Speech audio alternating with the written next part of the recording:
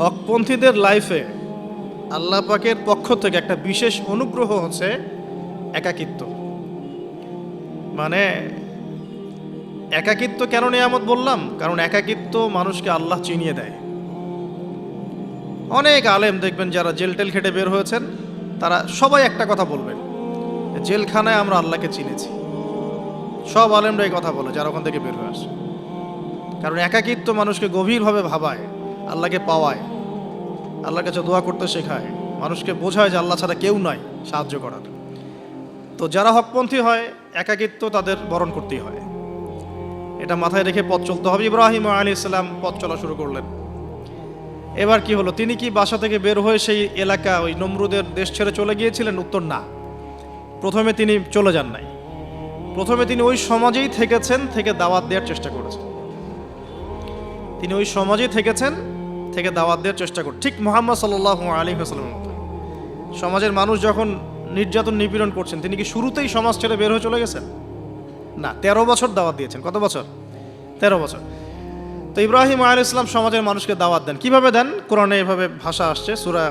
আমি সূরাগুলোর নাম বলে দিই, আপনারা একটু চেক করে নিয়েন।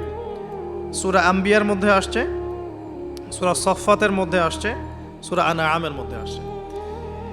তো তিনি দাওয়াত দেন এভাবে যে ওয়াইজ ক্বালা ইব্রাহিম, যখন ইব্রাহিম বললেন লিআবিহি ওয়া কওমিহি, তার বাবাকে এবং তার কওমকে বললেন, মা হাযিহি তামাসিলুল্লাতী আনতুম লাহা আকিফুন, তোমরা এইসব কি মূর্তির উপাসনা করো, এদের চারপাশে ঘুরতে থাকো,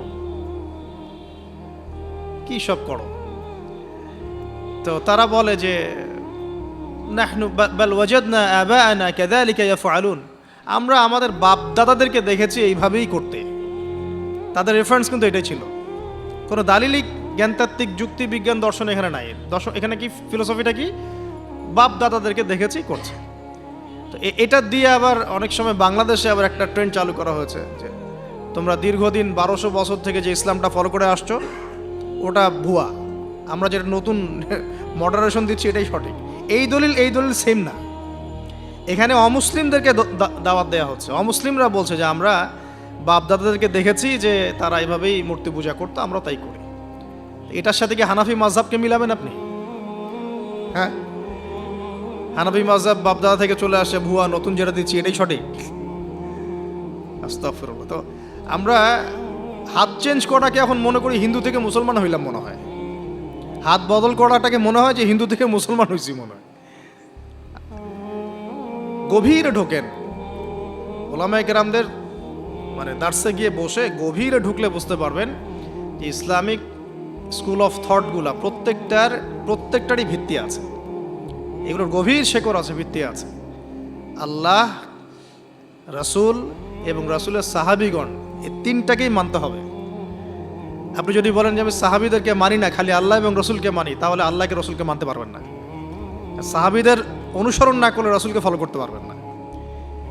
তো ওইটা আজকের ইস্যু না, এটা ফিকহি অনেক ব্যাপার, গভীর ব্যাপার, এটা অন্যদিন কথা হবে।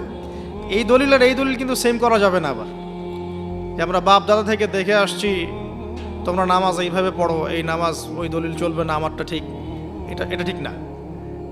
নামাজ যেটা পড়ে আসে তারা এটা ঠিক আছে, এর প্রত্যেকটা দলিলের মধ্যে অথেন্টিসিটি আছে। এরকম করে সমাজে ফিতনা ছড়ানো ঠিক হবে না, বিভ্রান্তি ছড়ানো ঠিক হবে না। এখন আসুন ইব্রাহিম আলাইহিস সালামকে কি আনসার দিচ্ছেন? আমরা আমাদের পিতা মাতাদেরকে দেখেছি, বাপ দাদাকে দেখেছি এরকম তাওয়াফ করতে, মূর্তির চারপাশে পূজা করতে, নজর দিতে। তো ইব্রাহিম আলাইহিস সালাম বলছেন যে হাল ইয়াসমাউনাকুম, এই মূর্তিগুলো কি তোমাদেরকে শুনতে পারে? ইয তাদউন, যখন তোমরা একে ডাকো। হাল ইয়ানফাউনাকুম, তোমাদের কোনো উপকার আসতে পারে? আও ইয়াদুররুকুম, তোমাদের কোনো ক্ষতি করতে পারে? তার দলিলগুলো কিন্তু অকাট্য। ইব্রাহিম আলাইহিস সালামের দলিলগুলো কিন্তু এখানে, যুক্তিগুলো কিন্তু অকাট্য। আসলে কি সে শুনতে পারে? আসলে কি সে দেখতে পারে? আসলে কি সে তোমার উপকার করতে পারে? তাদের কিন্তু কিছু বলার নাই এখানে। তারা বলছে বাল ওয়াজাদনা আবাআনা কাযালিকা ইয়াফআলুন, আমাদের পিতা মাতা বাপ দাদাদেরকে দেখেছি এইভাবেই করতে।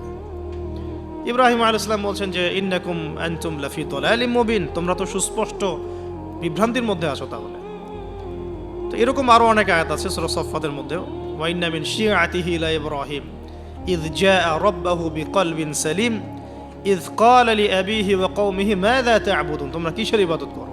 আইফকান আলিহাতান দুনাল্লাহি তুরিদুন, তোমরা কি আল্লাহ সম্পর্কে মিথ্যা মিথ্যা মিথ্যা আরোপ করতে চাচ্ছ? ফামা যন্নুকুম বিরাব্বিল আলামিন, আল্লাহ রাব্বুল আলামিন সম্পর্কে তোমাদের কি ধারণা? এভাবে তিনি তার কওমকে দাওয়াত দিতে লাগলেন। কিন্তু তাদের কওমের দলিল একটাই ছিল, বাপ দাদাদেরকে দেখেছি এভাবে মূর্তি পূজা করতে, তাই করি। সনাতন, এটা ছিল কি সনাতন থটস। অথচ সর্বপ্রথম এটা শুরু হয় কোন নবীর আমল থেকে? নূহ আলাইহিস সালাম। নূহ আলাইহিস সালামের যুগের মানুষ সর্বপ্রথম এই মূর্তি পূজা শিরক করেছে। এর আগে মূর্তি পূজা ওয়ার্ল্ডে ছিল না, নূহ আলাইহিস সালামের যুগ থেকে শুরু হয়েছে। তাহলে এটাকে আমরা সর্বোচ্চ পর্যায়ে সনাতন বলতে পারি না। তারও আগে যে সময় চলে গেছে, ওই সময় মানুষ তাওহীদপন্থী ছিল। আদম আলাইহিস সালামের যুগে তখন মানুষ এই কাজ করতো না। শুরুটা কেমন করে হলো? ভালো উদ্দেশ্যেই শুরু হয়েছিল, ভালো মনে করে। কেমন? যে মানুষ এরকম চিন্তা করে নিয়েছিল যে এই মানুষগুলো লাত, উজ্জা, হবল, ইয়াগুথ, ইয়াউক, নাসর, ইয়াগুথ, ইয়াউক, নাসর, এই ভালো মানুষগুলো আল্লাহর খুব নেককার বান্দা ছিলেন। তাদের স্ট্যাচু তৈরি করা যায়, তৈরি করলে কি হবে? এগুলোকে দেখলে আমাদের আগ্রহ জন্মাবে ইবাদত করার ব্যাপারে। এটা ছিল ওদের থটস। শয়তান এভাবেই তাদেরকে ইনফ্লুয়েন্স করেছিল আর কি। তারা তাই করলো। এই জেনারেশনটা যখন মারা গেল, পরের জেনারেশন যখন আসলো, তখন শয়তান ওদেরকে বোঝালো, ধরেন 100-200 বছর পরে বোঝালো যে ওরা খুব ভালো মানুষ ছিল, ওদের মূর্তিকে মসজিদের বাইরে না রেখে ভিতরে ঢুকিয়ে ফেলো। তাদেরকে সেজদা করতে হবে না, ভিতরে ঢুকিয়ে ফেলো, ইবাদতে মনোযোগ আসবে। পরের জেনারেশন এই কাজটাই করলো। থার্ড জেনারেশনকে শয়তান বোঝালো যে সরাসরি ওদের কাছে চাইলেই হবে, তারা আল্লাহ পাকের অনেক মানে কি আনুগত্য প্রাপ্ত, নৈকট্য প্রাপ্ত বান্দা, সরাসরি তাদের কাছে চাইলেই হবে। আল্লাহর কাছে চাওয়া, এখানে চাওয়া একই কথা, ওখানে সেজদা করা, এখানে সেজদা করা একই কথা। এখান থেকে শুরু হলো সরাসরি স্ট্যাচু ওয়ার্শিপ। সরাসরি স্ট্যাচু ওয়ার্শিপিং এখান থেকে শুরু হয়েছে। তো আমরা আমাদের হিন্দু ভাই বোন যারা আছেন, আমাদের আশপাশে অমুসলিম ভাই বোন, তাদের প্রতি সম্মান রেখেই এই হিস্ট্রিগুলো পড়তে বলবো আর কি, এবং যুক্তি দর্শনগুলো খুঁজতে বলবো। আসলে কি তারা শুনতে পায়? আসলে কি সে আমার কোনো উপকার করতে পারে? আসলে কি সে আমার কোনো ক্ষতি করতে পারে? আসলে কি সে সৃষ্টিকর্তার প্রতিমূর্তি হতে পারে কিনা? তো আমরা এটা আহ্বান জানাবো, আমরা কারো ধর্মীয় অনুভূতিতে আঘাত করব না। ইসলাম আমাদেরকে এটা শিখায় না। ইসলাম এটা শিখায় যে মানুষকে হিকমার সাথে, প্রজ্ঞার সাথে দাওয়াত দেয়া, যাতে করে তারা জাহান্নামের রাস্তা থেকে ফিরে আসতে পারে ইনশাআল্লাহ। এখন আসুন, আরও একটা দাওয়াত ইব্রাহিম আলাইহিস সালাম তার কওমকে দিলেন। সেটা কি? এবার এখানে সমাজের মানুষের সাথে ওই সমাজের ধর্ম নেতারাও ছিল। সমাজে কিন্তু কয়েক শ্রেণীর মানুষ থাকে, মানে সামাজিক নেতা, ধর্মনেতা, রাষ্ট্রনেতা।